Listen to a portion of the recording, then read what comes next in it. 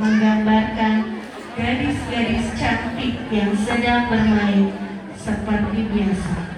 Lalu karena hobi mereka yang sama, yaitu menari, mereka penasaran untuk mencoba hal baru, yaitu memainkan alat peraga dari salah satu kesenian Sunda, yakni kuda lumping.